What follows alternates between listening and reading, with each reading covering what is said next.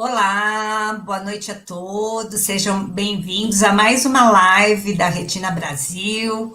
Hoje com um tema bastante importante, vamos falar sobre os direitos da pessoa com deficiência. E para falar desse tema, temos aqui a doutora Cláudia Nakano, que é uma advogada especializada em direito da saúde. Boa noite, doutora Cláudia. Boa noite, Júlia. Obrigada pelo convite. É um prazer estar com você, com todos vocês. E espero, que seja uma noite aí proveitosa, que a gente consiga esclarecer, principalmente direitos que muitas vezes cria-se uma polêmica, E as pessoas não sabem se realmente têm o efetivo direito ou não. Então, vamos tentar esclarecer todas essas questões. Ok, e se alguém tiver dúvidas ou perguntas, podem ir fazendo, que depois, no final, a doutora Cláudia vai explicar para nós todas essas dúvidas, vai tirar todas as nossas dúvidas, tá bom? Então, doutora Cláudia, vamos começar aí. Quais são esses direitos? Bom, a gente tem alguns direitos fundamentais que nasceram na nossa Constituição Federal, tá? Como o direito à saúde, o direito à educação, a gente tem a questão da não discriminação, a gente tem o acesso ao trabalho, à dignidade da pessoa humana. Então, esses direitos são para todos os cidadãos. E quando a pessoa ela tem uma deficiência, ainda mais. Por quê? Além da Constituição Federal, a gente tem legislação complementar que protege a pessoa com deficiência. Então, é importante que a pessoa ela busque essas informações, porque além dos direitos fundamentais, tem leis especiais que protegem a pessoa com deficiência, e além disso nós temos isenções, como por exemplo, isenções de IPVA, ICMS, IPI, IOF, na compra de um veículo automotor. A gente tem financiamento da casa própria, a quitação, na verdade, da casa própria, a gente tem isenção do imposto de renda, a gente tem benefícios previdenciários para a pessoa com deficiência. Então, são vários direitos, E hoje nós falaremos sobre alguns. E eu gostaria, Júlia, se possível, de iniciar com o direito à saúde, porque eu acho que é muito importante que as pessoas elas saibam o que é o direito à saúde e o que elas podem realmente pleitear, tanto administrativamente ou na esfera judicial. Então, por exemplo, a gente tem a questão do direito à saúde. Esse direito à saúde é um direito fundamental, nasceu lá atrás na Constituição Federal, mas hoje a gente tem o acesso de duas formas, ou através do SUS, ou através dos planos de saúde. Logicamente que também a gente tem o terceiro acesso, que seria no âmbito particular, mas vamos colocar essas duas formas como formas mais usadas no nosso dia a dia. Hoje, a pessoa que precisa de um tratamento médico pelo SUS, ela tem direito a medicamentos, a tratamento, seja um procedimento de baixa ou alta complexidade, cirurgias, colocação de próteses, órteses, tem direito a home care, atendimento domiciliar, tudo em relação ao SUS. Nós temos secretarias especializadas, nós temos farmácias de alto custo que fornecem medicamentos. E aí a pergunta que fica é: e quando a pessoa não tem este acesso, ela tem uma negativa por parte do SUS, ela pode recorrer ao Poder Judiciário. Então, a pessoa que não tem acesso ao seu tratamento que foi indicado pelo médico, ela pode sim entrar com uma ação judicial. Em tese... Doutora Cláudia, posso fazer uma quebrada aí e fazer uma pergunta? Que nem nós temos, no caso de duas doenças, a degeneração macular relacionada à idade, a DMRI, e temos o edema macular diabético. O edema macular diabético, ele foi agora aprovado para o tratamento ser liberado no SUS, tá? Ainda não foi publicado em diário oficial, estamos aguardando aí essa publicação em diário oficial, mas está demorando um pouco, a Retina Brasil está fazendo uma ação junto ao SUS para que isso aconteça o mais rápido possível. E no caso da degeneração macular relacionada à idade, nós não temos nada ainda, sabe, com relação a esse tratamento no SUS. Então, pelo que você está me falando, explica melhor, então, como que as pessoas podem ter direito a esse acesso. Quando o tratamento ele é disponibilizado pelo SUS, então vamos supor, um medicamento que esteja no rol de medicamentos que são dispensados pelo sistema público, aí sim a liberação ela é muito mais fácil, porque a pessoa vai até, por exemplo, se é um medicamento de alto custo, até uma farmácia de alto custo, pega-se um requerimento, preenche aquele requerimento, junta o laudo médico, junta RG, CPF, comprovante de residência e pede aquele medicamento. Aquele medicamento está no rol. Quando o tratamento não está no rol, aí é um pouquinho mais complexo. Por quê? Seja ele um medicamento ou um tratamento, como você bem especificou, tem que ter uma judicialização, não tem outra forma. Geralmente, as pessoas têm que entrar com uma ação judicial requerendo que aquele tratamento indicado pelo seu médico seja coberto pelo SUS. É assim que funciona na prática, tá? Uhum. Então, enquanto... Pode falar, pode falar. Enquanto a gente não tiver este tratamento sendo dispensado pelo sistema público, a única opção para este paciente é acionar através de uma tutela de urgência, através de uma liminar, pedindo para que aquele tratamento seja realizado o mais rápido possível. É desta forma que é feito hoje.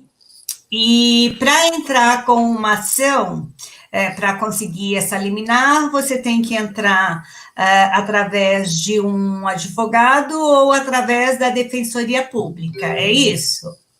Isto mesmo, para as pessoas que não têm condição de contratar um advogado, pode requerer o procedimento através de um defensor público. Este defensor público vai entrar com uma ação pedindo o seu tratamento médico e não vai cobrar por isto, né? Agora, a pessoa que tem condição de contratar um advogado, a nossa indicação é que seja uma pessoa especializada na área da saúde, para que tenha também todas as informações, o conhecimento, não só na esfera judicial, mas também na esfera administrativa, porque é bem importante. Uhum. Tá bom, pode seguir aí, vamos ver, ouvir o que mais você tem para nos dizer sobre os direitos. A gente tem também o direito do tratamento pelo SUS, né? Em relação ao atendimento domiciliar, tá? O atendimento domiciliar, muita gente tem dúvida, mas assim, só para deixar claro, ele cobre todo o tratamento que a pessoa precisa, inclusive fraldas, medicamentos, insumos, então tudo que a pessoa necessitar, né, referente a serviços como enfermagem ou técnico de enfermagem, 6, 12 ou 24 horas, insumos, materiais, cadeira de rodas, todo o tratamento ele é fornecido. E a gente tem também o TFD, que é tratamento fora de domicílio. O que significa isso? Se eu, paciente, não tenho tratamento na minha cidade, eu posso recorrer a outro domicílio que tenha. E quem tem que pagar isto? A minha prefeitura. Ela tem que garantir este tratamento.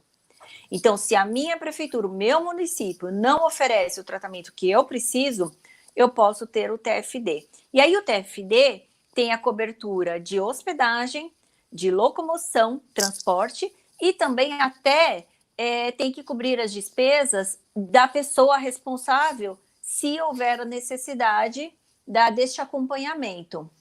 Então, isto também é pouco conhecido pelas pessoas, mas é algo que pode ser pleiteado. E às vezes, Júlia, você nem precisa entrar com uma ação. você pode pedir na esfera administrativa este tratamento, né, desta forma. Então, é importante que as pessoas elas conheçam dos seus direitos para que peçam administrativamente. Então, assim, a gente não indica ação judicial no primeiro momento. O que a gente indica?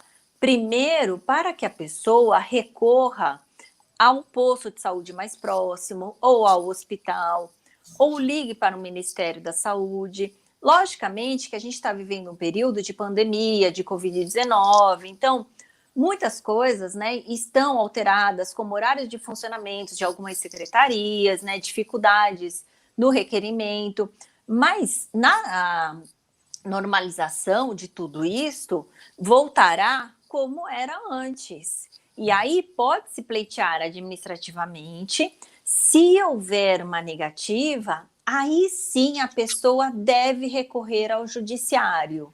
Então a gente deixa isso muito claro, porque às vezes as pessoas querem judicializar, já entrar com a ação, e não tem necessidade. Então o primeiro passo é interessante que a pessoa faça este caminho. E aí, saindo um pouquinho da esfera do SUS, a gente tem os planos de saúde. Muita gente tem plano de saúde hoje, né?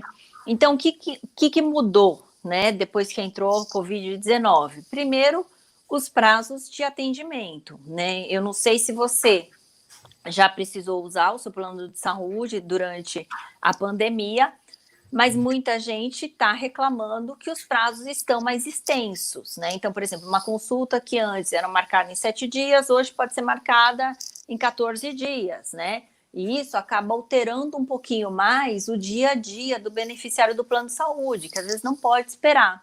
Mas é uma situação atípica, uma situação de pandemia, que a gente precisa também respeitar a prioridade hoje. Então, as pessoas que precisam de uma marcação de consulta, principalmente com especialistas médicos, podem pedir a urgência nesse sentido, podem sair desse regramento que foi criada pela própria ANS, a Agência Nacional de Saúde Suplementar. Se, de repente, essa pessoa não tiver o atendimento ou a cirurgia eletiva que já estava marcada, tiver aí um problema em relação a este agendamento ou qualquer outro, ela pode também recorrer ao judiciário. Primeiro, deve-se tentar resolver junto ao plano de saúde, requerendo o que a pessoa precisa. Sendo uma situação urgente, como a gente falou no caso do SUS, essa pessoa também pode recorrer a uma tutela de urgência, a uma liminar, pedindo para que o seu tratamento seja disponibilizado o mais rápido possível. E da mesma forma que a gente tem o fornecimento de medicamentos, tratamentos pelo SUS, a mesma coisa, o plano de saúde tem obrigação, sim, de fornecer todo o tratamento que o beneficiário precisa, independente do plano de saúde, mas desde que a gente tenha algumas regrinhas aí respeitadas, como, por exemplo, a questão da carência. Então, verificar se a pessoa não está em carência, verificar também a questão das mensalidades, se a pessoa ela está pagando a mensalidade em dia, se não tem nenhum processo disciplinar na ANS, se não tem nenhum problema nesse sentido. Aí ela pode pedir todo o tratamento. E quando a gente fala todo o tratamento, é fornecimento de medicamentos, home care, a gente tem também cirurgias, procedimentos complexos, né, procedimentos mais simples, todo o tratamento desde que seja prescrito por um profissional médico. Doutora Cláudia, posso interromper um pouquinho? Claro! Mas tem que estar no rol da ANS, né? Porque pode ter algumas situações, alguns tratamentos que não constem dessa lista da ANS. Daí, no caso, daí a pessoa não vai ter esse direito. É isso? Não, eu vou te dar a boa notícia, então. Não precisa estar no rol da ANS, tá? O rol da ANS, na verdade, ela nasceu... A própria ANS, a agência, ela nasceu para regular, normatizar toda essa relação dos planos de saúde com o beneficiário. Mas, hoje, o que a gente percebe é que a ANS ela emite normas obscuras e muitas pessoas elas não têm acesso a isso. Então, o rol é apenas um rol exemplificativo, não é um rol taxativo. Ou seja, hoje nós temos tratamentos de ponta, inclusive que são até indicados pela Organização Mundial da Saúde, que não estão no rol da ANS e que podem ser pleiteados, só que muitas vezes judicialmente. Por quê? Aquele tratamento que não está no rol da ANS, obviamente que o plano não vai cumprir, ele não vai cobrir aquele tratamento. Então, a pessoa tem que entrar com uma ação judicial. Quando o juiz recebe esse pedido, ele vai ver se o tratamento foi realmente indicado pelo médico. Havendo essa indicação, o que o juiz vai fazer? Vai deferir se houver provas comprobatórias que aquele paciente necessita daquele tratamento, independente se está no rol da ANS ou não. Então, neste momento, o que prevalece não é o rol da ANS, e sim a indicação do tratamento. Logicamente que a gente tem tratamentos, por exemplo, off-label, tratamentos experimentais, né? Que são outras questões um pouquinho mais sérias, né? Um pouquinho mais complexas que nós devemos avaliar, até mesmo pelo custo do tratamento, mas esses tratamentos, por exemplo, que a gente tem, que a ANS faz limitação de sessão de terapias, isso a gente derruba na justiça. Por quê? O paciente ele não pode ficar com 40 sessões de psicoterapia anual. Ele não consegue fazer o seu tratamento de forma digna. Então, a primeira coisa que a gente tem que avaliar é a dignidade da pessoa humana, é o direito à saúde. O que a gente está falando é o direito à vida. A pessoa ela tem direito a este tratamento. Então, o juiz, quando ele recebe esta demanda judicial, ele vai ver se está no rol da ANS, vai ver o posicionamento do plano, sim. Mas ele vai ver o quê? Qual é a necessidade real daquele paciente. E é por isso que a gente consegue derrubar um tratamento, na verdade, o rol da ANS, daquele tratamento que não está ali discriminado. Tá, então se a ANS recusar um tratamento dizendo que não consta no rol, então se um convênio médico disser, olha, esse tratamento não é feito no plano de saúde porque não consta no rol, né? Então a pessoa pode, através de uma ação na justiça, através de uma liminar, conseguir esse tratamento mesmo que não esteja no rol. É isso? Isso, exatamente, pode, tá? Mesmo que o tratamento não esteja no rol, esta pessoa, ela pode sim entrar com uma ação judicial e requerer o seu tratamento. E eu digo com propriedade, porque assim, é o nosso dia a dia hoje lá no escritório. Cerca de 95% dessas ações são favoráveis. Ou seja, quando a pessoa entrar com uma ação, 95% de chance dela ter êxito. Tá. Isso vale para exames também? Sim, para exames. Às vezes a gente tem exames complexos, né, que não são cobertos, exatamente, vale. Né? Para exames, até para medicamentos de alto custo. Então, a gente tem alguns medicamentos, por exemplo, medicamentos oncológicos são extremamente caros e que a gente pode colocar também, né? Cobertura, como muitas vezes uma aplicação de laser, né? Que é muito cara, cada sessão de 3 a 5 mil reais, que não são cobertos, pode pedir judicialmente que é coberto sim, né? Pelo plano de saúde, desde que tenha esta ação.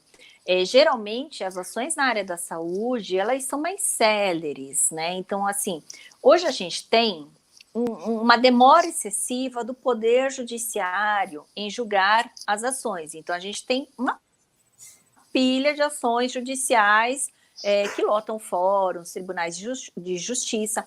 Mas as ações da saúde lidam com saúde, com vidas, e aí a gente não pode ter essa espera, por isso que a gente tem a tutela de urgência.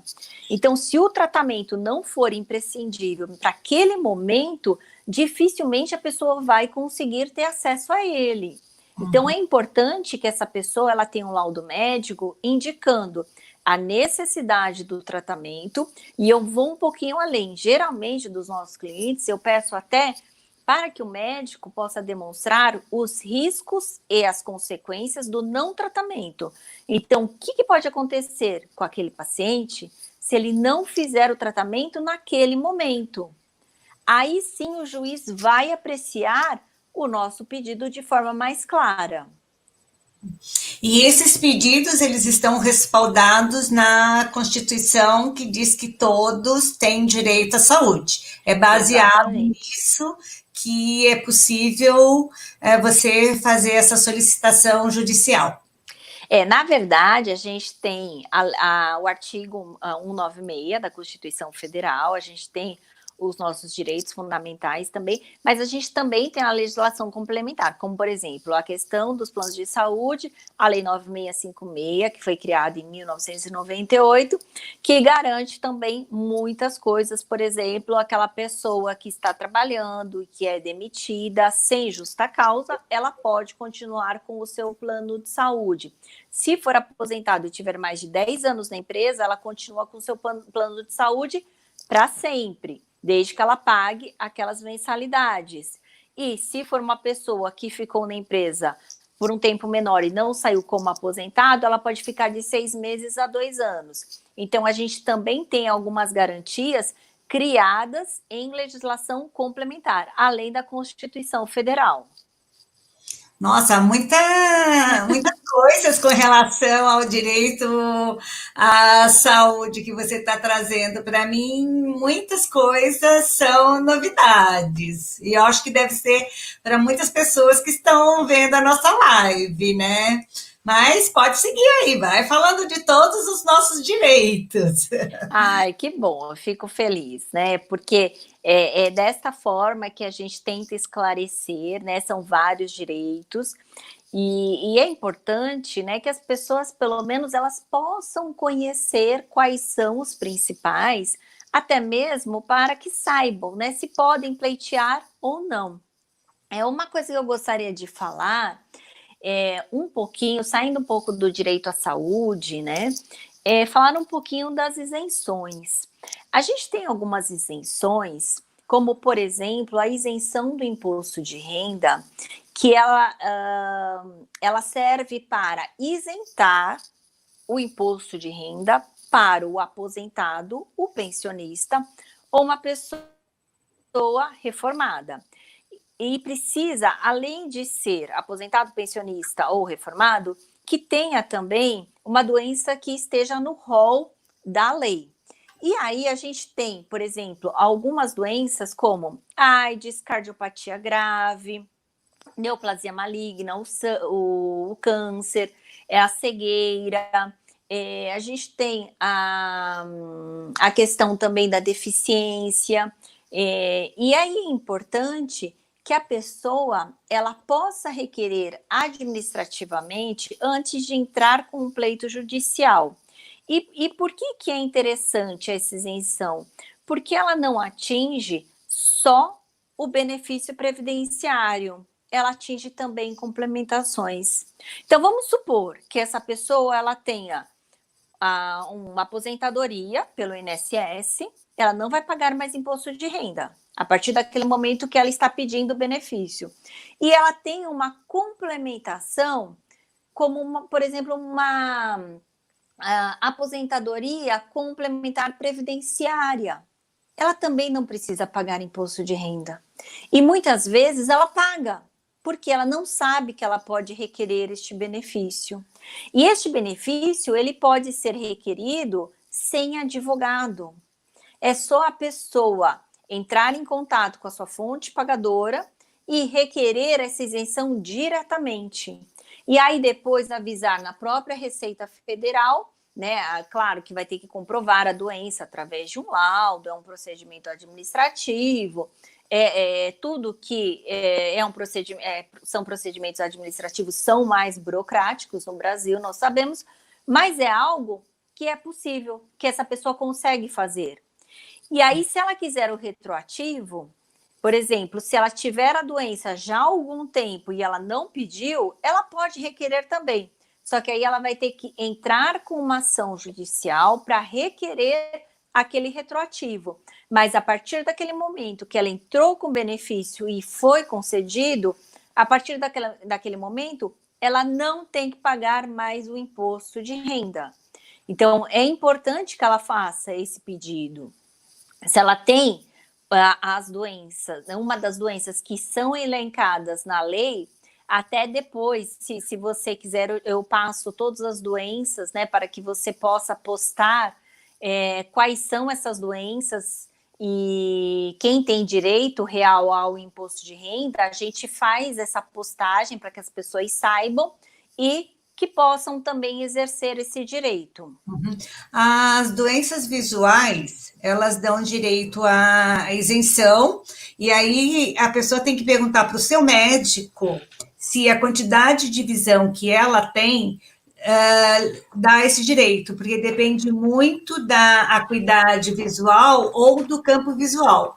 Isso, aí o médico pode dizer para ela, não, você se enquadra nos parâmetros que te dão cegueira legal. Quando a gente diz cegueira legal, não significa exatamente que a pessoa não enxergue nada. Pode ser uma baixa visão, mas ela tem uma quantidade de visão tão diminuída que lhe garante esses direitos, tá? Então, todos esses direitos que você vai falar agora, esse da isenção, então, as pessoas com deficiência visual, é uma das doenças dessas que você vai elencar, e depois você manda para a gente essas doenças, e a gente coloca no site da Retina Brasil, tá bom?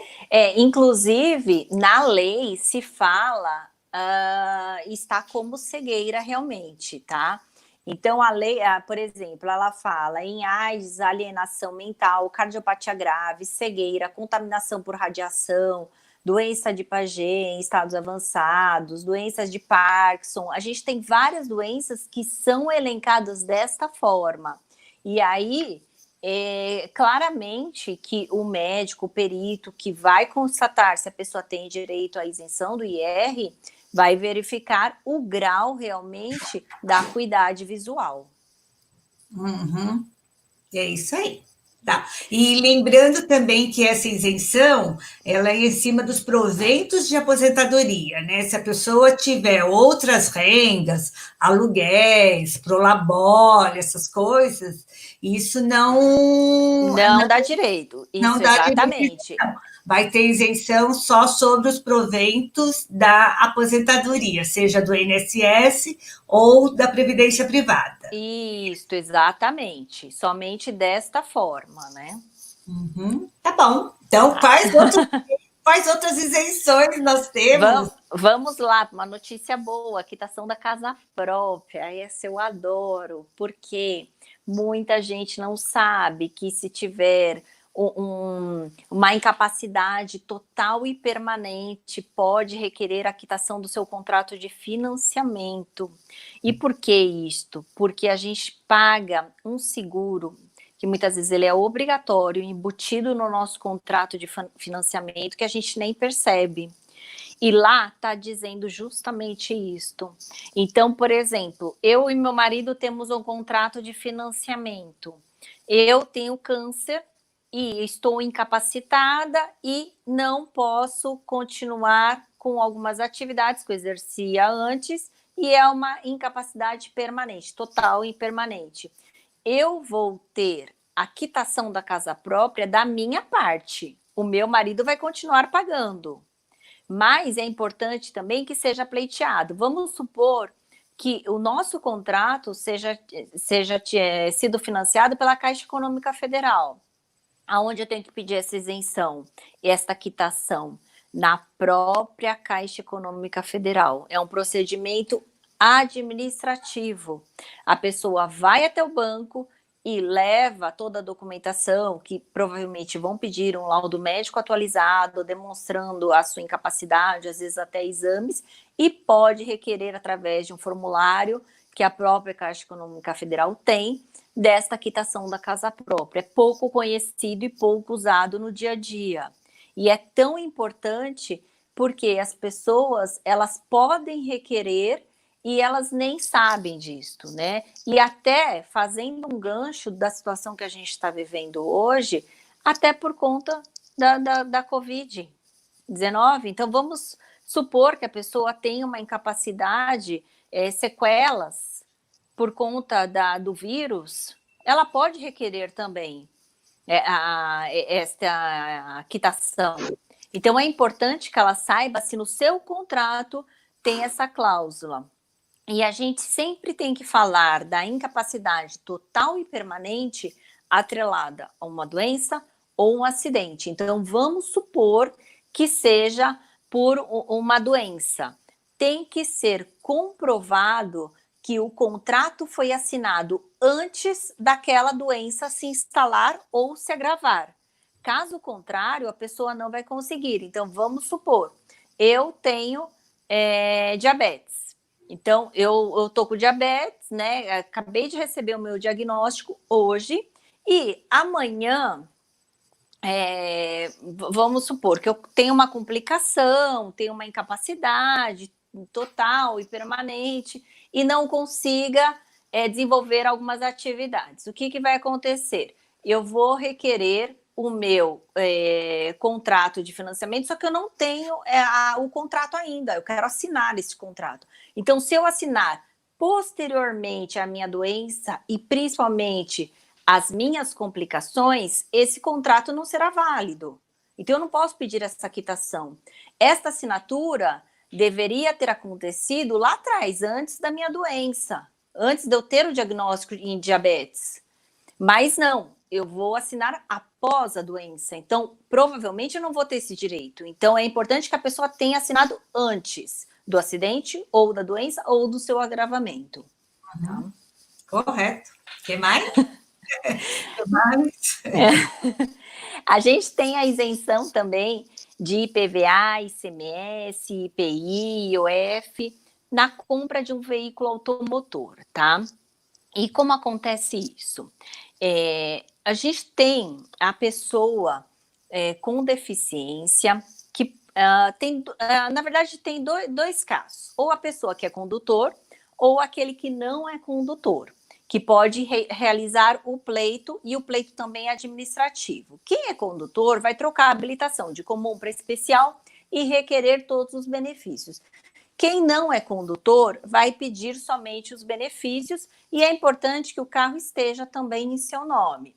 Então, o primeiro passo, vai até uma concessionária, escolhe o carro, e é importante que essa pessoa escolha o carro, porque tudo vai depender do carro que ela escolher. O carro tem que ser até 70 mil reais, tem que ser de preferência nacional, porque senão não vai aproveitar todas as isenções de impostos, vai aproveitar somente o IPI. Tem que ter toda a regulamentação da concessionária, ou seja, a concessionária tem que ter a venda PCD, que é assim que é conhecido. Então, tem que ter um vendedor especial. Esse vendedor, ele já sabe todos os trâmites, como se faz. Então, a concessionária vai emitir uma carta de isenção para essa pessoa. E aí, a dica que a gente geralmente dá é que essa pessoa, ela possa até ir em várias concessionárias, possa pegar várias cartas, e aí depois que ela decidir qual carro que realmente ela vai querer, ela leve a carta daquela concessionária, daquele carro, para a Receita Federal. Primeiro ela vai pedir na Receita Federal a isenção do IPI. Depois de concedido, ela vai pedir na Secretaria Estadual a isenção do IPVA. A isenção do IPVA, geralmente, acontece para carros 0 quilômetros, mas nada impede também, depois que a pessoa fez todo esse procedimento, que ela fique com o carro e que ela possa passar essa isenção para um carro usado, desde que ela consiga comprovar que aquele carro também é seu. Ela dá para aproveitar a isenção. Além dessas isenções, que a gente tem aí um abatimento de 20% a 30% de desconto na compra do veículo, a gente tem a liberação do rodízio em São Paulo e a gente tem o cartão Defis também.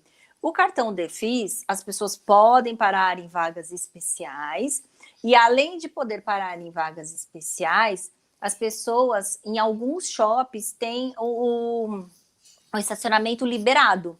Então, não precisam pagar estacionamento. E isso é liberado através deste cartão Defis, que facilmente a pessoa consegue. Então, são várias isenções que as pessoas podem conseguir na compra de um veículo, desde que elas consigam comprovar a deficiência, e a deficiência ela vai ser comprovada num primeiro momento por um laudo médico. Esse laudo médico não precisa ser público, pode ser particular, mas vai precisar depois de 3 carimbos, de um psicólogo, do médico particular e de um médico credenciado também da rede pública. Mas, para ter o histórico, ela pode juntar exames particulares, né, inclusive, e também laudo particular. Ela vai passar por uma perícia, se ela for condutora, e trocar essa habilitação e já requerer todos esses benefícios, tá? É um procedimento meramente administrativo.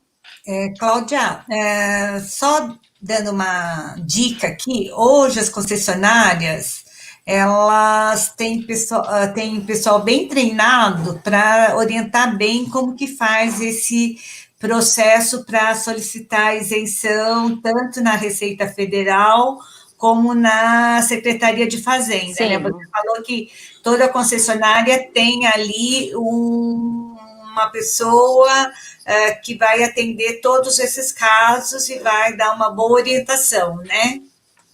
Uhum. Sim, Né? as concessionárias, elas estão preparadas, inclusive, quando a pessoa, o interessado, quiser comprar um veículo PCD, é importante que chegue à concessionária, já peça um vendedor PCD, porque a linguagem é diferenciada, vai ter a carta, é diferente de uma venda de um carro comum. E é importante dizer que o carro não precisa ser automático, salvo nos casos que a pessoa tem uma deficiência, por exemplo, uma amputação de membro, né, superior, e que precise de um veículo adaptado, né, ou uma amputação de membro, né, inferior, enfim, é uma dificuldade, né, por exemplo, a gente tem casos de pessoas com hérnia de disco. Meu marido é exemplo disso, ele conseguiu um carro PCD, conseguiu todos os descontos, porque ele tem hérnia de disco, né?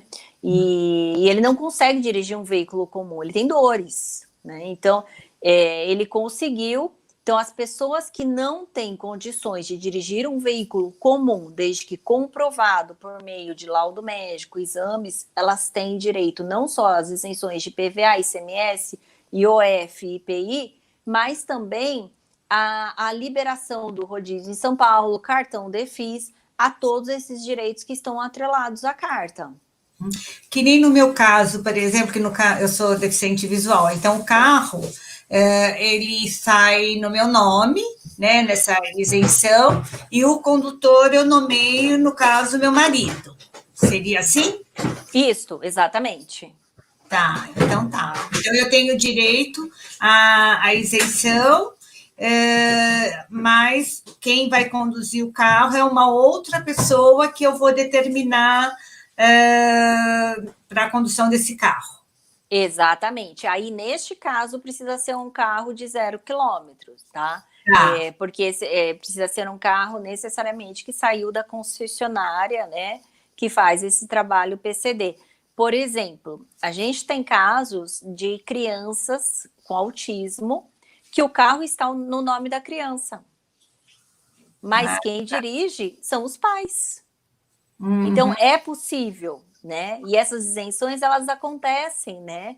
Para quem tem essas deficiências que já estão atestadas na legislação, que tem toda a proteção, e aí você pode requerer, né, através da concessionária, essas cartas e apresentar nos órgãos. E hoje, até para dar uma outra dica, se a pessoa não tiver tempo, né, não quiser fazer todo esse procedimento, porque eu sei que é cansativo, ela pode contratar um despachante, uma pessoa que esteja acostumada, e assim, até as próprias concessionárias acabam indicando, né, esses profissionais que estão acostumados a fazer isto. Então, se a pessoa não quiser fazer, ela pode ter essa assessoria de um despachante. E tem algumas concessionárias que até oferecem esse serviço gratuito, tá? Sim. Tem concessionárias que fazem todo esse processo gratuitamente. Então, ou as que não fizerem, você faz via despachante, né? Porque é muito mais tranquilo, porque realmente é um processo que não é muito simples, né? Eu, por exemplo, quando eu quis pleitear, eu não achei assim tão fácil assim. Eu acho que, no meu caso, a concessionária, ela fez todo o processo para mim. Mas eu conheço pessoas que usaram um despachante, né? E realmente é bem desgastante, né? Geralmente é um processo que demora em torno, eu diria, de uns 4 meses, né? Para ser finalizado. Mas são vários formulários, né? Preenchimentos, idas e vindas. Então, realmente, aquela pessoa que não está disposta, eu acho que vale a pena requerer o auxílio, né, de um despachante, de uma pessoa que esteja realmente acostumada a fazer isto. Eu acho que de isenção nós esgotamos, né? De isenção, sim. Aí a única coisa que eu queria colocar aqui, até fiz algumas anotações para a gente não perder toda a lista de benefícios e direitos, a liberação de FGTS, PIS/PASEP também. Então, para aquele paciente, para aquele beneficiário, trabalhador que tem uma doença grave, que precisa dessa liberação deste dinheiro, pode sacar, ou que tem um dependente nestas condições. Então, essa liberação, ela pode ocorrer sim, né? Precisa de advogado? Não. Pode requerer através da Caixa Econômica Federal ou do Banco do Brasil, né, dependendo do que você vai requerer, e já é um procedimento muito simples, que tanto a Caixa, né, Econômica, o Banco do Brasil estão super acostumados, então só preenche o formulário, encaminha a documentação e já consegue essa liberação, tá? É um procedimento bem simples. Eu acho que para a gente terminar, podemos falar do direito à educação, lazer e cultura. O que você acha? Vamos lá, vou dar uma pincelada aqui. Na verdade, a gente tem esses direitos, né, que são tão importantes e muitas vezes desrespeitados no nosso dia a dia. Então, por exemplo, a educação, o que a gente recebe muito lá no escritório e a gente fica muito triste é a questão da recusa da matrícula. Isso é proibido, não pode ter. Então, se a pessoa ela tem uma deficiência, ela não pode ficar sozinha, ou precisa de um professor auxiliar, ou ter algum acompanhamento, ela tem direito a ficar na escola desta forma. A escola não pode recusar a matricular aquela criança, né, o adolescente. E é importante dizer que se ela precisar ainda de uma pessoa que fique com ela, a escola, por exemplo, um professor auxiliar, a escola ela não pode cobrar um valor a mais na mensalidade dela. Então, este direito é um direito que é pouco conhecido, pouco respeitado, e ainda as mãezinhas, elas sentem muitas dificuldades quando elas vão matricular os seus filhos e tem essa recusa. Eu acho que é um direito aí fundamental que a gente tem que colocar como um direito a ter acesso à educação, porque tudo começa na matrícula. Se a pessoa nem tem direito à matrícula, então não vai conseguir nem ter o acesso ao restante. Então, eu destacaria no direito à educação, né, essa questão da matrícula e do professor auxiliar. Ainda nessa área de educação, eu acho que tem coisas importantes também para a gente falar. Material adaptado, no caso da pessoa com deficiência visual, ledor, isso faz parte do direito na educação? Sim, faz parte do direito, sim, e tudo pode ser negociado com a escola, né? Tudo pode ser conversado. Tanto é que, às vezes, os pais nos procuram e a gente fala para nem entrar com uma ação judicial, que é melhor que a pessoa tente negociar com a escola, porque é muito triste a pessoa entrar com uma ação sendo que o seu filho vai ficar naquela escola. Então, o ideal, conversar com a escola, ver qual a necessidade da criança, do adolescente e verificar quais são as possibilidades reais, principalmente se é uma escola particular, deve sim ser fornecido. Uhum. Lazer e cultura? Lazer, todos temos direitos a lazer, né? E principalmente o que eu diria é a questão da não discriminação e principalmente a questão da prioridade em relação a filas, né? Acesso, acompanhamento, às vezes alguns ingressos gratuitos. Então a gente tem todos esses direitos que as pessoas podem pleitear. Então, se tem, por exemplo, um evento, uma peça teatral, a pessoa com uma deficiência visual ou uma outra deficiência, ela pode requerer a sua prioridade na fila, ela pode requerer, né, porque ela tem um direito a isto. E aí é importante que ela saiba qual é a lei que embasou, qual é o próprio fundamento para que ela possa levar essa informação.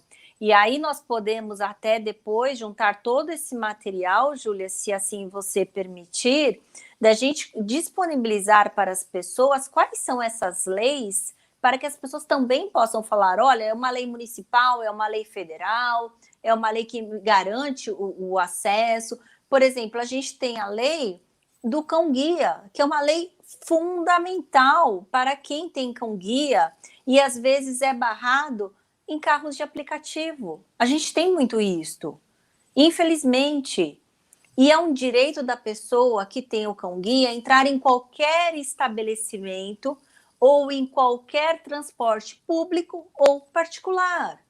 E é uma lei que até hoje ela é desrespeitada. Realmente, nós temos aqui dentro do da nossa associação uma pessoa que tem o cão guia e ela é bem chegada, gente, né? Então, várias vezes ela foi barrada em aplicativo, táxi, que diziam, não, no meu carro eu não transporto cachorro, e sendo que ele era obrigado porque é um cão guia, né? Ou mesmo ser barrada no restaurante. Aqui não pode entrar com cachorro. E o dono do estabelecimento não saber que, por ser cão-guia, ela pode entrar com o cão-guia. Então, os direitos do cão-guia são muito desconhecidos, por isso que as pessoas que têm cão-guia, isso eu já presenciei de perto, por causa dessa amiga, sofrem situações bem complicadas pela falta de conhecimento dessas leis, né? E é triste, né? Porque, assim, a pessoa que tem um cão-guia, ela não está pedindo nenhum favor para entrar naquele estabelecimento com o seu cão. Ela tem um direito, tem uma lei, e esta lei é federal, ou seja, vale para o Brasil todo. Então, é algo que a pessoa já tem que ter, né? Até a informação para rebater os argumentos daquele que está alegando que ela não pode entrar. E é importante que ela faça isto, para que gere até informações a respeito, porque a pessoa não está conhecendo sobre aquele direito, então ela precisa ter acesso a isto. Uhum. Com relação ainda a lazer e cultura, a questão de meia entrada, como que funciona? É uma coisa obrigatória ou é uma coisa que depende de local para local? Hoje em dia, como a meia entrada, ela acabou ficando muito, né, aberta para vários eventos, né, porque ela foi criada realmente como obrigatória, né, para todas as pessoas terem acesso, principalmente a pessoa com deficiência, é um direito e está lá, já está pacífico em relação a isso. Mas como ficou de forma muito aberta, às vezes, alguns estabelecimentos podem negar esse direito. E é importante que a pessoa também requeira. Inclusive, a gente tem alguns casos que não só a pessoa com deficiência ela tem direito à meia entrada, mas também o seu acompanhante. Então, dependendo do caso, pode requerer até para o seu acompanhante esta meia entrada. Uhum, tá. Uhum. E aí, você tem mais alguma coisa para falar sobre esses temas? Porque nós temos que falar também do direito previdenciário, mas como é um tema assim bastante longo e exige muito tempo, isso nós vamos deixar para falar na semana que vem, né? Então, eu É queria, verdade. vamos na próxima live, a semana que vem, então vamos falar do direito previdenciário. E eu queria saber, hoje você tem, antes da gente começar as perguntas, você tem mais alguma coisa para acrescentar ou podemos passar para as perguntas? Eu queria falar, né, da semana que vem, que a gente vai falar sobre o direito previdenciário, principalmente sobre auxílio-doença, aposentadoria por invalidez, aposentadoria por deficiência e também sobre o amparo assistencial, que é conhecido como LOAS, né? E são benefícios que geram muitas dúvidas, principalmente depois da reforma da Previdência.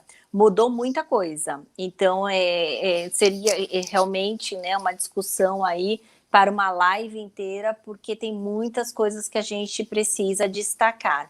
E eu só gostaria de falar algo bem importante, que eu também acho que é relevante, sobre uma lei que foi criada em 91, que é a Lei de Cotas, a 8213, que na verdade ela determina as cotas para a pessoa com deficiência. Então a gente tem, quando a empresa ela tem 100 ou mais empregados, o preenchimento das vagas de 2 a 5% dos seus cargos tem que ser com beneficiários reabilitados, aqueles que foram afastados e depois são reabilitados para exercer aquela função, ou pessoas com deficiência habilitadas. E aí a gente tem até 200 empregados, 2%, de 201 a 500, 3%, e assim sucessivamente. Essa lei, provavelmente ela vai sofrer alguma alteração. E por que ela não sofreu? Por conta da pandemia. Então, tudo que a gente está vivendo hoje está atrapalhando um pouquinho a nossa legislação. Mas as pessoas que têm um pouquinho de dúvidas, a lei teve mudança, não teve? Não teve, tá? Pode ser que tenha, mas por hora, por conta da pandemia, a gente está da mesma forma, com a mesma redação que foi criada em 91, tá bem? Então era só isso que eu queria destacar.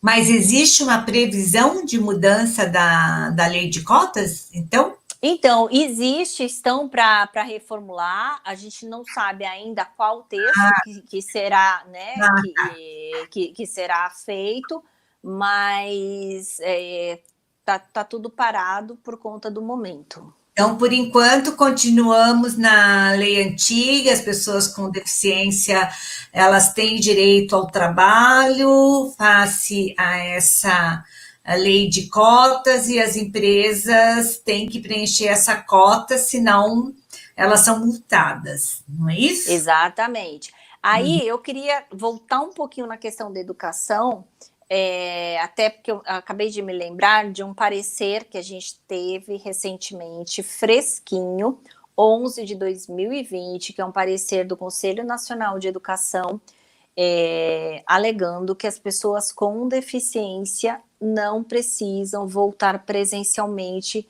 para a escola, tá?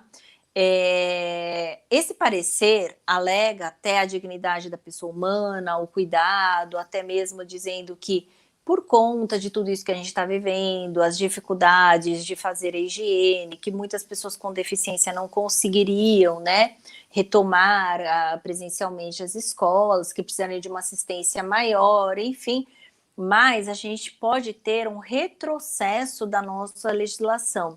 Então, tudo que a gente conseguiu em relação à autonomia, à liberdade, à isonomia da pessoa com deficiência pode cair por terra.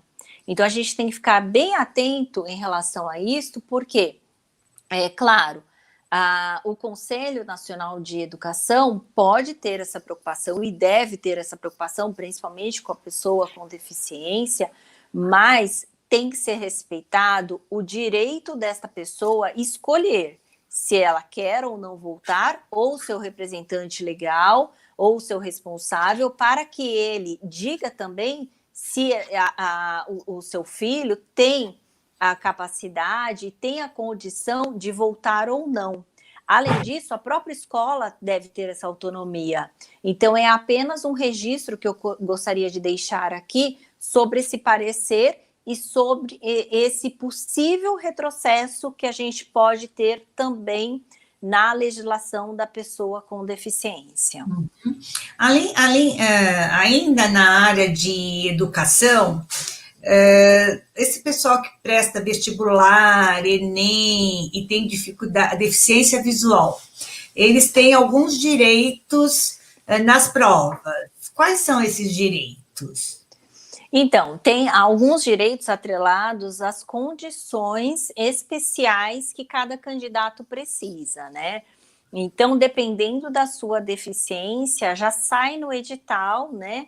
Quais são essas deficiências e quais são as necessidades. E aí, na hora do preenchimento deste formulário, dessa inscrição, ela pode já colocar, geralmente tem um item, né, para ela já assinalar se ela tem deficiência ou não, até indicando quais são essas necessidades especiais. Então, o que é importante que a gente precisa tirar de tudo isso? A pessoa que tem uma deficiência, ela não pode ser privada de fazer uma prova. Então, isso não pode impedir dela fazer uma prova. Então, o que a organização do evento, ou mesmo a banca organizadora pode fazer? Criar condições para que essa pessoa com deficiência, ela consiga realizar a prova de maneira segura e eficaz. Aí sim, ela vai ficar mais tranquila também, até na hora de realizar essa prova. Então, esse direito é um direito que já existe. Tá certo. Podemos passar para as perguntas? Vamos lá.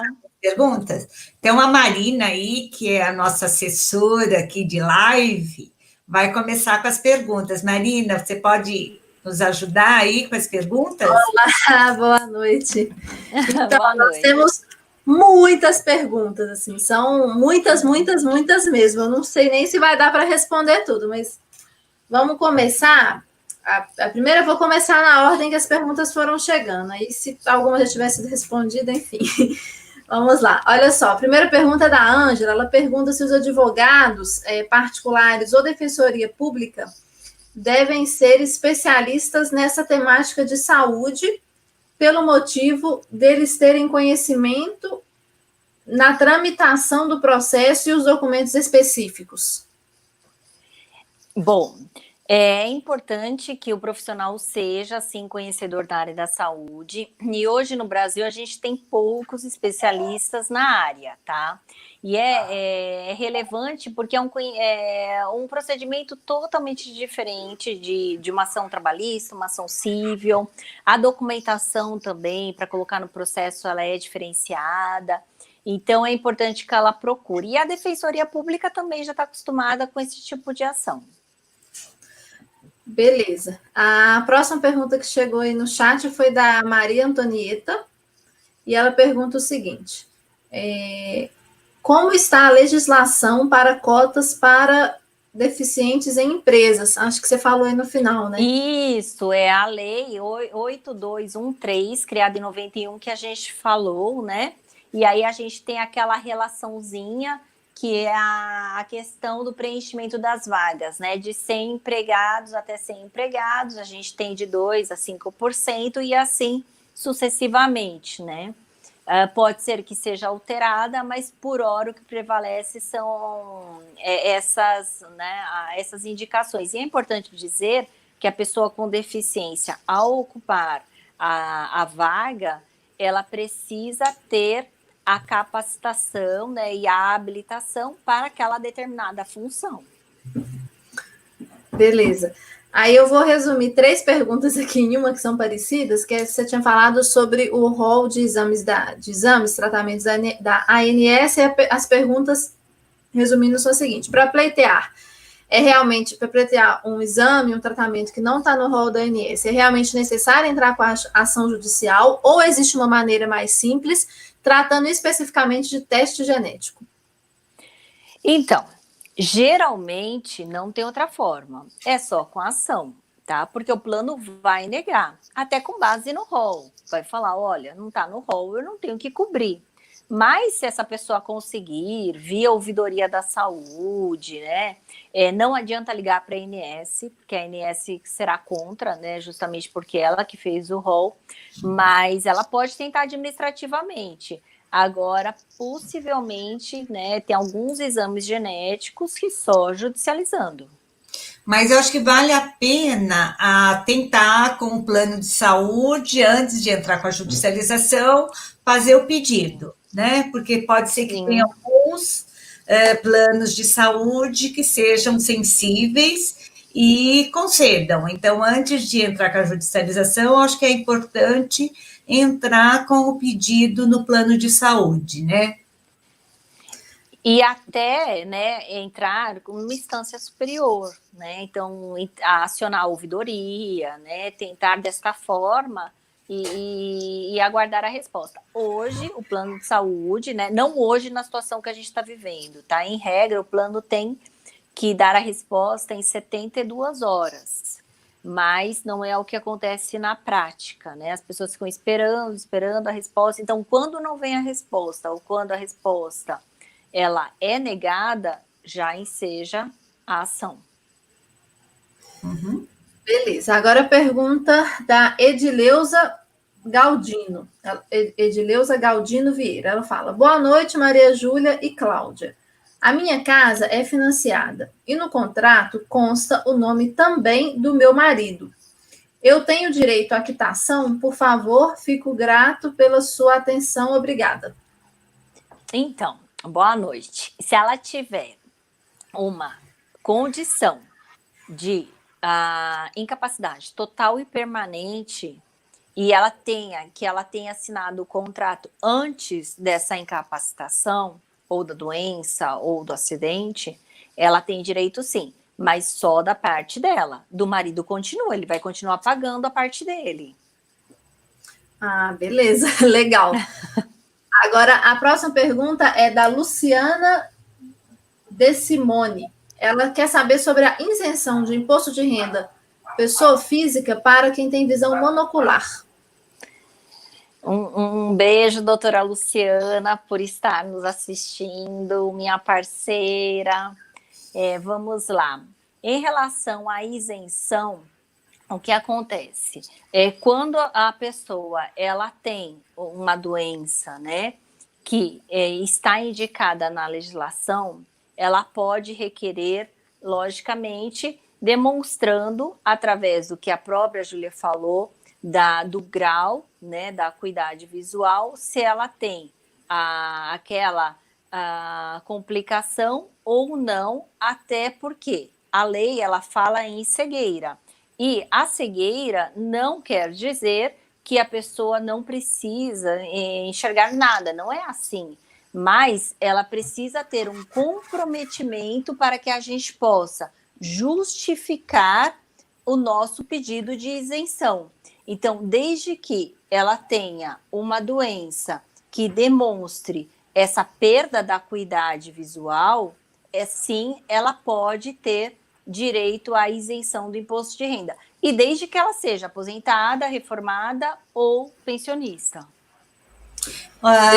Normalmente, o médico oftalmologista, ele sabe quais são esses níveis de visão que dão o direito a esses benefícios. A acuidade visual, então ele vai saber qual é a sua acuidade, se a sua acuidade permite que você fique nessa condição, não só para isenção, mas para todos os outros direitos que ela citou aí. Também pode ser também pode ser o campo visual. Então, me parece hoje que o campo visual, quem tem um campo visual menor que 20 graus, também tem esses direitos que ela falou. Então, o seu médico oftalmologista, ele vai poder te ajudar com relação a saber se a sua acuidade visual dá esse direito e se o seu campo visual também dá esse direito. Então, seu médico oftalmologista acho que pode te ajudar a saber se você tem ou não esse direito de acordo com a sua incapacidade. E é importante, né, até dizer isso, porque quem tem conhecimento técnico e científico é o médico. Então, ele vai poder dizer qual é o grau de complexidade, até mesmo para que se possa emitir um laudo, e aí essa pessoa, mediante, com este documento, ela poderá levar e requerer o seu benefício. Tá, eu vou resumir as próximas perguntas aqui, falar todas de uma vez que elas são sobre o mesmo tema, né? Ainda é sobre isenção de imposto de renda. A Ângela pergunta, onde estão as informações, os documentos que o paciente deve organizar para entrar na justiça? Depois, a seguinte pergunta, é preciso passar por perícia médica para solicitar a isenção do imposto de renda? E a Ângela ainda pergunta assim, a solicitação da isenção do imposto de renda para quem tem diagnóstico de câncer pode pedir antes de se aposentar? E aí a Silvia Elizabeth pergunta se a isenção, ela pergunta assim, isenção do imposto de renda não é só para aposentadoria? Deu para pegar todas as perguntas? Ou quer que eu repita? Vamos lá, eu vou começar pela aposentadoria. Da questão da aposentadoria, né, a pessoa não pode pedir antes, tá? Ela tem que pedir depois da concessão da aposentadoria. Então, ela tem que aguardar, mesmo que ela tenha doença, mesmo que ela tenha neoplasia maligna, por exemplo, câncer, que está no rol da lei, tem que esperar. Em relação à perícia, provavelmente vai passar por um médico perito do próprio órgão, né, mesmo que tenha laudo técnico, para que avalie a veracidade do laudo, dos documentos, dos exames, até para que a concessão seja realizada, tá? A outra pergunta... foi sobre onde estão as informações dos documentos que o paciente deve organizar para entrar na justiça. Geralmente, os documentos, se for para isenção, né, no escritório a gente pede RG, CPF, comprovante de residência, laudo médico, a gente pede os últimos exercícios, os 5 anos, né, do imposto de renda, pedimos também o pedido administrativo, se a pessoa fez esse pedido administrativo, a negativa. Então, basicamente, é com essa documentação que a gente vai entrar com o pedido. Mas na página da Receita Federal, tem todas as informações para pedir, porque é um processo meio burocrático, meio difícil, mas você pode pedir. Eu, quando pedi a minha isenção de imposto de renda, eu levei uma documentação no INSS. Eu não sei se hoje você leva direto. Que na verdade é isso mesmo. Administrativamente é isto mesmo, né? Então, por exemplo, quem recebe a aposentadoria do INSS vai levar no INSS primeiro, porque vai precisar de um laudo do INSS para levar depois na Receita Federal. É dessa forma, né? Tá certo. judicialmente, quando, por exemplo, o pedido é negado, e a gente tem alguns casos assim, que a pessoa faz administrativo e é negado, aí a gente entra judicial. A documentação é aquela que eu falei, mas se for administrativo, a documentação é esta que a Júlia está falando, que está na Receita Federal, né? Que já demonstra passo a passo, inclusive tem um tópico só de isenção de imposto de renda. E aí que tem todos os benefícios, né? Todos os documentos em relação a este procedimento específico. E me parece também que no caso de doenças graves, que aí você até vai mandar para nós, não necessariamente a pessoa precisa estar aposentada para pleitear essa isenção, né? Então, vamos supor, uma pessoa tem uma doença cardíaca, e que me parece que cardíaca, dependendo da doença, não sei, você tem o leque aí das doenças que você falou que depois vai mandar para a gente. A isenção do IR... Não entrou com o pedido de aposentadoria. Ela pode pleitear mesmo assim a isenção ou ela tem que ter necessariamente se aposentado? A isenção do IR, ela precisa ter uma aposentadoria, pensão ou reforma.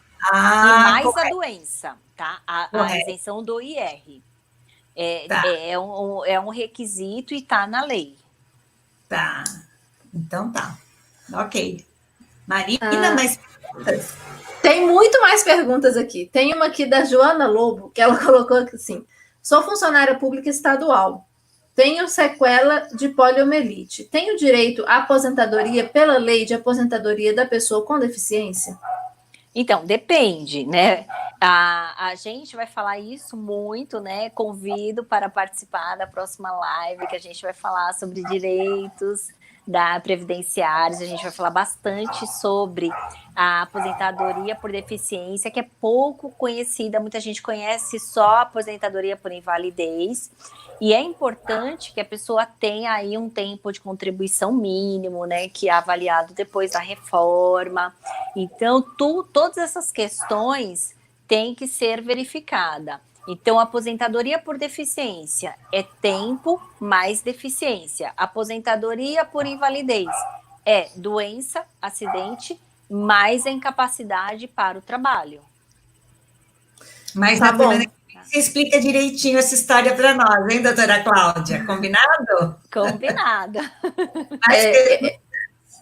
Tem mais perguntas. Eu acho que a da Antônia vai ser respondida também na semana que vem, que ela pergunta sobre se a pessoa tem visão subnormal nos 2 olhos, então acho que vai ser respondida semana que vem, né, quando falar sobre essas questões.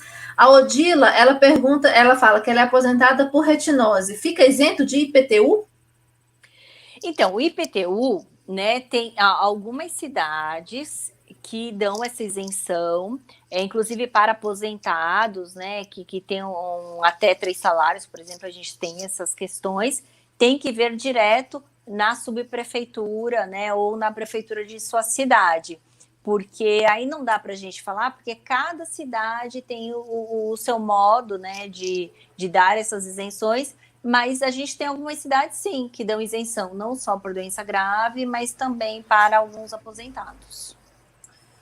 Ok. A próxima pergunta é o seguinte, é da Ângela, pergunta se a isenção de pessoas... O quê?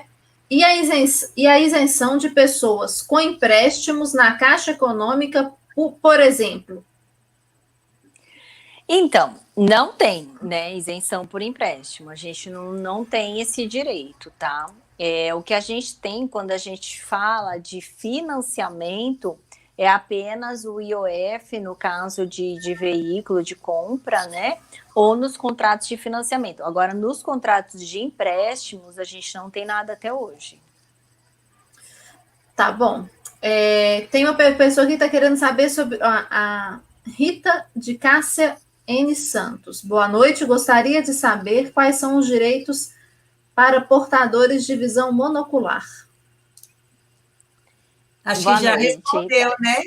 Acho que já respondeu, né? Já respondeu essa, né? Acho que a gente pode pular, né? Pode pular. A próxima aqui também dá para pular, que ela fala sobre a isenção de compra de carro, que já foi falado, né? E aí tem uma pergunta aqui. Além dos motoristas autorizados, outras pessoas podem dirigir o carro da pessoa que comprou o carro lá, deficiente visual, que colocou motorista autorizado? Ou só o motorista autorizado? Então, na verdade, o carro ele é intransferível, né? Mas é tudo com muita cautela e bom senso, né? É importante que não empreste o veículo PCD para outras pessoas, né? Ou não utilize de má fé também, porque é um direito que foi adquirido por meio de uma deficiência. E que se de repente, né, houver a comprovação que está se fazendo uso de forma indevida, pode-se perder aquele bem e também as isenções atreladas a ele, tá? Então, com muita prudência, tá? Beleza, agora já está acabando aqui as perguntas, olha. A Ângela pergunta o seguinte: onde podemos consultar a lista de documentos para causas judiciais relacionadas a processos da saúde? Então, depende do tipo de processo. Depende do Se for uma processo. ação de medicamentos, né, o advogado ou o defensor público vai pedir uma listagem de documentos. Então, vai depender muito do processo que ela quer entrar, tá? E aí, cada profissional tem o seu modo de trabalhar. Para facilitar, o que a gente vai fazer nos próximos dias? A gente vai já colocar alguns itens importantes, não só dos direitos, mas também modelos de laudos, né, para facilitar, para que as pessoas tenham acesso, até mesmo possam imprimir nas suas casas, né? Vamos tentar levar essas informações até para facilitar o dia a dia. Agora, quando for judicial, né, fora daquele pedido administrativo que se faz diretamente ao INSS, à Caixa Econômica Federal, aí sim a gente precisa da orientação do advogado. Ok, deixa eu só ver se tem mais alguma coisa aqui. Tem mais perguntas que estão falando sobre a questão de aposentadoria. Eu vou falar para ficar para a próxima live, né? Tá, tem uma pergunta aqui que eu não sei se. Ó, vou colocar, que não tem a ver com isso. Vai ser, acho que é a última pergunta, porque as outras têm a ver realmente com a questão de previdência, né? E o tempo da live também já está ficando grande.